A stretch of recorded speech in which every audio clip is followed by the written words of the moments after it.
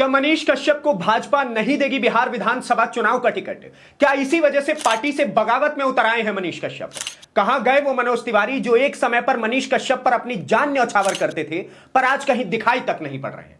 ये कई ऐसे सवाल हैं जो आपके और मेरे मन में लगातार घूम रहे हैं बीते लंबे समय से। मुझे याद है, मैं उन्हीं पत्रकारों में से एक हूं। जब मैं भारतीय जनता पार्टी के दफ्तर में बैठा हुआ था, तभी मनीष कश्यप दिल्ली के भाजपा दफ्तर में आए और मनोज तिवारी के हाथों उन्होंने अपने गले में भारतीय जनता पार्टी का चोला डाला और उसके बाद लगातार जय भाजपा तय भाजपा के नारे लगा रहे थे। आज वही मनीष कश्यप भाजपा के मंत्रियों पर लगातार सवाल उठा रहे हैं। आज वही मनीष कश्यप नरेंद्र मोदी की रैली में लोगों को जाने से मना कर रहे हैं। एक समय था जब मनीष कश्यप भाजपा को अपनी पार्टी बताते थे। आज वही मनीष कश्यप जब भारतीय जनता पार्टी का नाम लेते हैं तो उसमें से नफरत की बू आती है। ऐसा क्या हुआ कि मनीष कश्यप को नीतीश कुमार की तरह पलटू राम बनना पड़ा?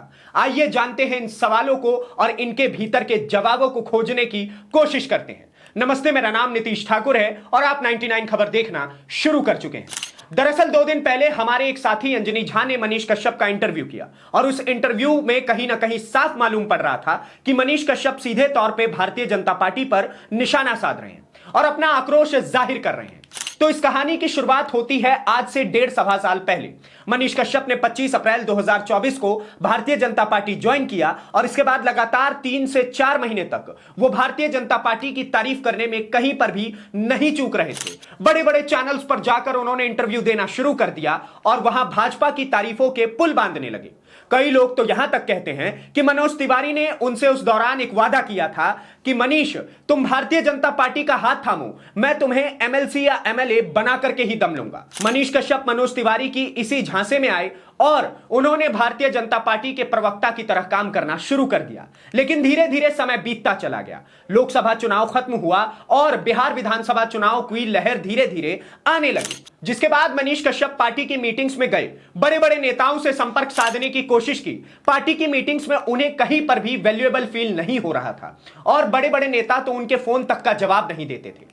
ऐसा कई बार होने के बाद मनीष कश्यप को लगने लगा कि पार्टी ने उनके हाथों में लॉलीपॉप पकड़ा दिया है। अब पार्टी उन्हें साइडलाइन तक कर रही है और यही कारण है कि जब 1 से 2 महीने से उन्हें मालूम पड़ने लगा कि पार्टी धीरे धीरे विधानसभा चुनाव पर जोर देना शुरू कर चुकी है, तो उन्होंने अपनी भड़ास निकालने का यही सबसे बेहतर समय चुन लिया और उसके बाद वो लग गए पार्टी के ऊपर प्रश्नवाचक चिन्ह खड़ा करने में। हालांकि गुस्सा यहां तक नहीं निकला था कि उतने में पीएमसीएच प्रकरण मनीष कश्यप के साथ घटित हो जाता है।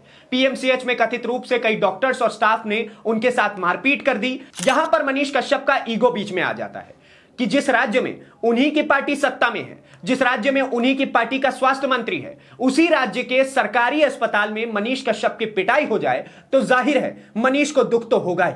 जिसके बाद उनके बेहद करीबियों से यह मालूम पड़ रहा है कि अंतर्मन से तो मनीष कश्यप पार्टी कब का छोड़ चुके हैं, बस उनका ऑफिशियली छोड़ना बाकी रह रहा है।